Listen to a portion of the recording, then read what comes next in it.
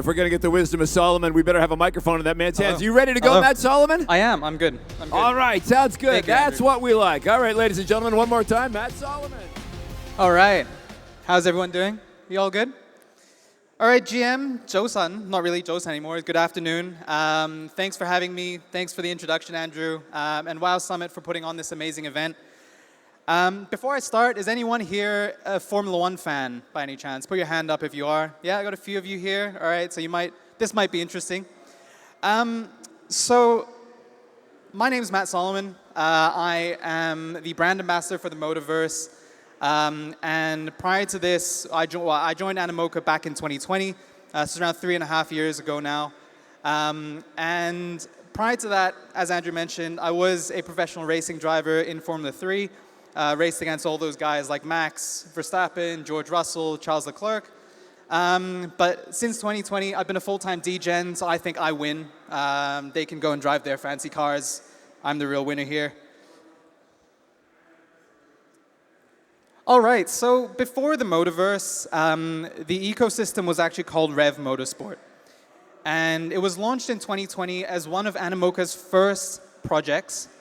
And there was a number of different gaming titles, as you can see.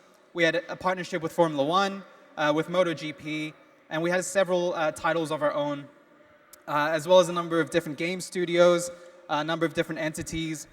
But as you can see here, the ecosystem was slightly fragmented. And so we saw a big opportunity here to bring everything under one banner. So just about a month ago, right around the time of NFT Paris, we launched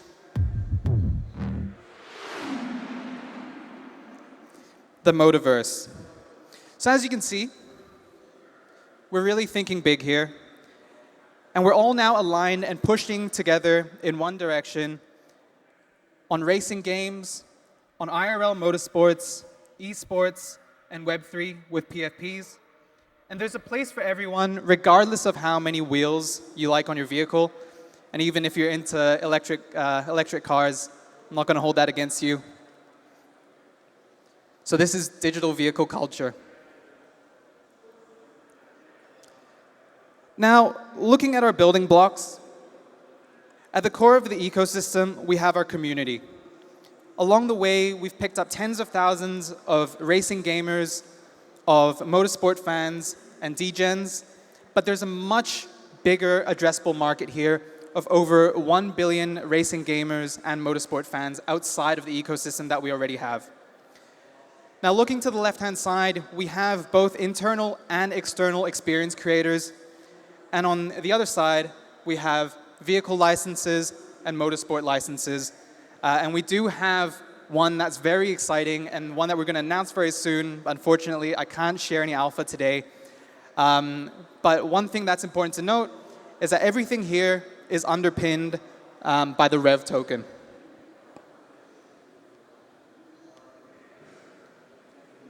So we already have a very substantial footprint, and it's been designed to fit any shape of IP. So we have 11 live games, all free to play and all playable right now. We have millions of users across mobile, console, PC, and even web. And we have a Web3 native PFP community in the Torque Squad. We've got IRL motorsport brands, we've got car manufacturers, bike manufacturers, and a number of different influencers that are already in the ecosystem, and we've got space for a lot more. Now, with the brand having just gone live about a month ago, we're really seeing a lot of excitement, and right now we're really pushing ahead quite quickly into sort of the next phase of the ecosystem.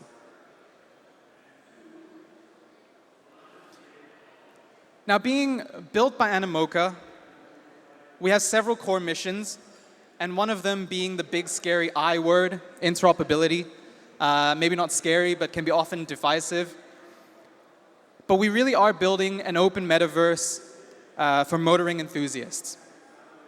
Now again, starting with the community will have the ability to take their assets across multiple experiences and participating in our sort of racing metagame of rewards,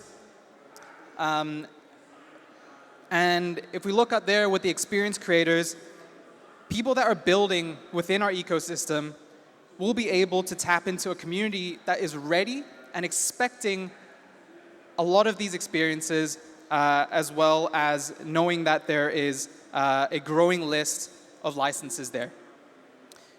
Then for automotive brands, they're presented with an opportunity to publish their assets in our ecosystem, knowing that there is growing utility for all of those assets.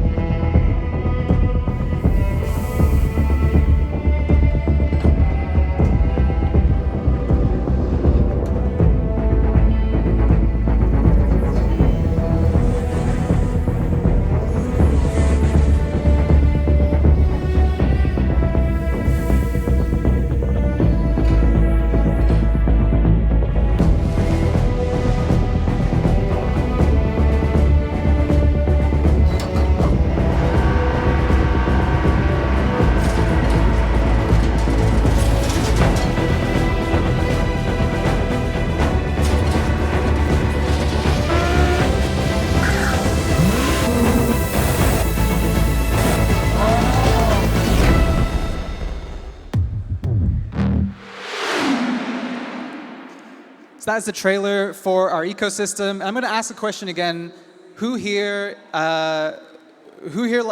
plays racing games? All right, quite a lot of you. So if you wanted to drive, let's say, a Porsche GT3 in something like Forza Motorsport, you need to buy a copy of the game, you need to buy an Xbox, and you need to buy an Xbox compatible steering wheel. If you wanted to do, go into Gran Turismo and drive that same Porsche GT3, you need another copy of the game, you need to buy a PlayStation, as well as a PlayStation compatible steering wheel. Now this is why interoperability for us is so important. We believe that, or we want to see our community members and our NFT holders being able to purchase their assets once and take them across all of our different experiences in our ecosystem. So the video you just saw, the soundtrack is actually by Tina Guo, who's part of Hans Zimmer's team. So you guys can go check that out on Spotify if you want. Now, this is Torque Squad. Torque Squad is the PFP of the Motorverse ecosystem. I launched it back in 2020 with the view of creating a community that shared a passion in Web3 and motorsports. Now, we launched a lot of exciting IRL partnerships and brought a number of Torquies to a lot of VIP experiences around the world, such as the F1 Grand Prix in Melbourne, and also a number of them got to experience Indy 500, a race in the US, as personal guests of Juan Pablo Montoya. We're now entering a new phase of the squad. So we actually, going back a little bit, we launched this a month ago, which was a staking program for Rev holders as celebration of the Motorverse Hub to be able to earn some Rev tokens. And this was in celebration of the launch and as a way for the Torquies to cement their position as core to the Rev ecosystem, or sorry, the Motorverse ecosystem. Now looking at our live games, they're all free to play, all available right now.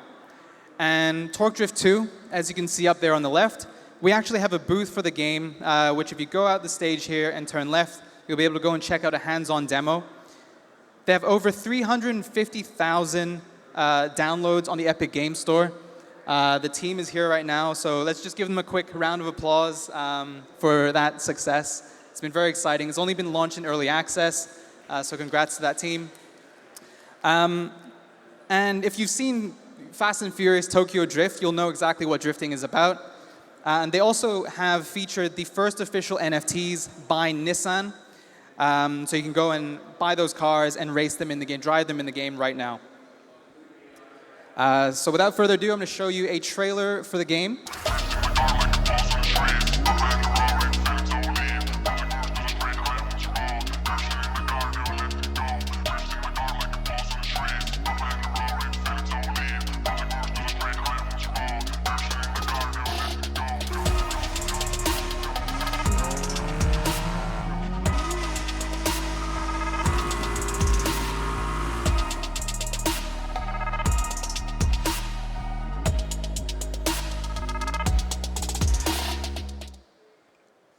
How good does that look?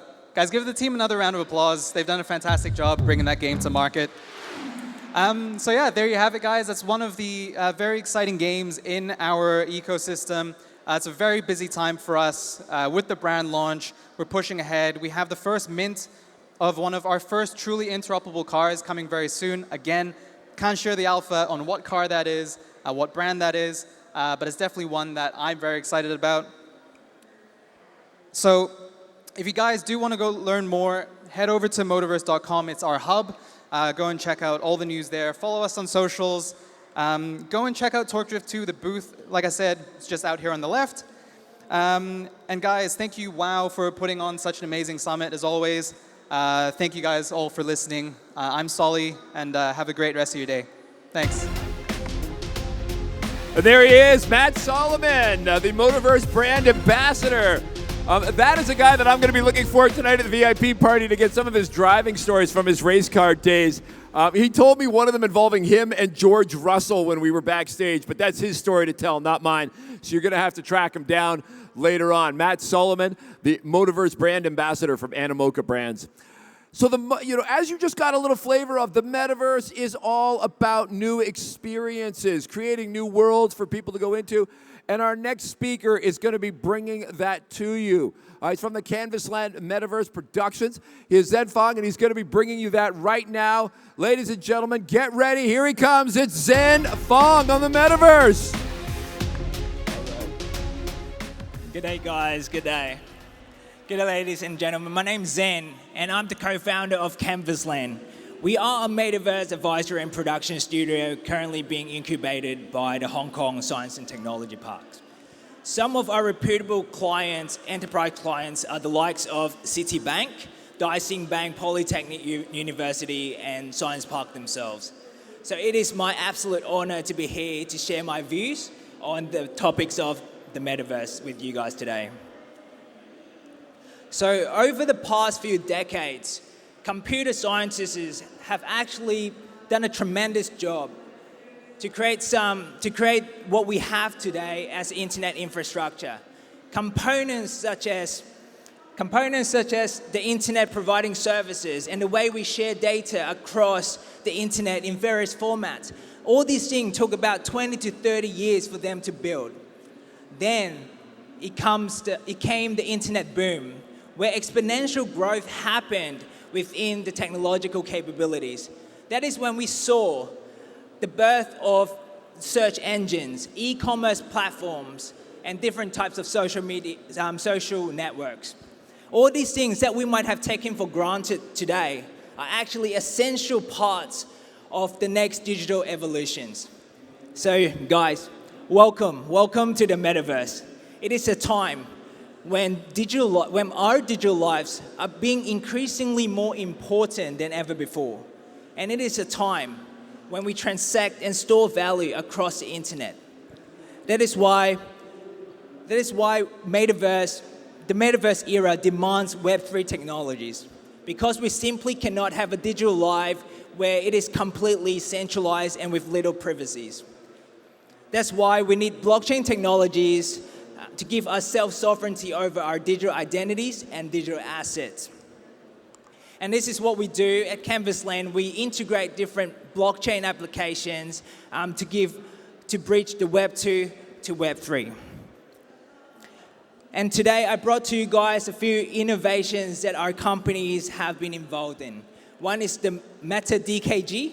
DKG stands for Decentralized Knowledge Graph. And the next one is DIPS, Decentralized IP Management System. So what they really are, Meta DKG actually is a blockchain-based, you can treat it as a blockchain-based backend that stores and verifies data and generate knowledge graphs. And these on-chain knowledge assets can then be interacted with applications. And these applications can create use cases around these on-chain knowledge assets and build Web3 economic model around it. So in general, a Web3 economic framework includes incentivizing early investors, builders, users, and consumers alike. And this is why we build DIPS on top of DKG. So what DIPs really are is a decentralized IP management system.